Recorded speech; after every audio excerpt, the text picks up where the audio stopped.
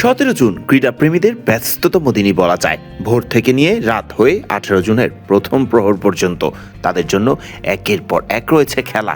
মোটা দাগে আরও বলতে হয় বাংলাদেশের ক্রীড়াপ্রেমীদের জন্য বেশ ব্যস্ততার দিন। ফিফা হোক বা আইসিসি বিশ্বকাপ বা ঘরের মাঠে অজিদের বিপক্ষে খেলা, কোনটি রেখে আপনি কোনটি দেখবেন? 17 জুনের সকাল শুরু হবে ফিফা বিশ্বকাপের ম্যাচ দিয়ে। 17 জুন সকাল 7টায় আলজেরিয়ার বিপক্ষে মাঠে নেমে নিজেদের বিশ্বকাপ মিশন শুরু করবে লিওনেল মেসির দল, ডিফেন্ডিং চ্যাম্পিয়ন আর্জেন্টিনা। এর আগের আসরে সৌদি আরবের সাথে হার দিয়ে বিশ্বকাপ শুরু করলেও শেষ পর্যন্ত ফাইনাল জিতে শিরোপা উঁচিয়ে ধরেছিলেন মেসিরা। নিশ্চিতভাবেই এই আসরের শুরুটা তারা চাইবেন জয়ের মাধ্যমেই করতে।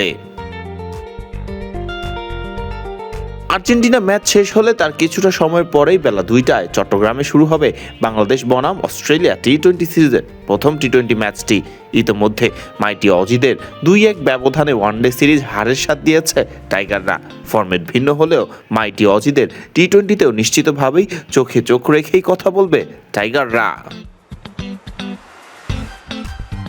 বাংলাদেশ অস্ট্রেলিয়ার পুরুষদের খেলা চলাকালীন বিকেলেই বাংলাদেশ সময় বেলা 3:30টায় ইংল্যান্ডের মাঠে গড়াবে নারী বিশ্বকাপের বাংলাদেশ বনাম অস্ট্রেলিয়ার ম্যাচটি।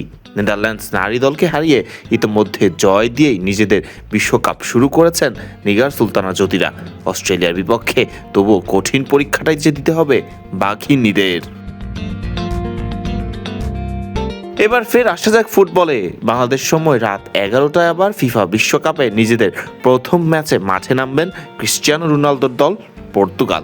শেষ বিশ্বকাপে মরক্কোর কাছে 1-0 ব্যবধানে হেরে কোয়ার্টার ফাইনাল থেকেই বাড়ি ফিরেছিল পর্তুগাল ভক্তদের এবারের চাওয়া শিরোপা উঁচিয়ে ধরবেন ক্রিস্টিয়ানো রোনালদো।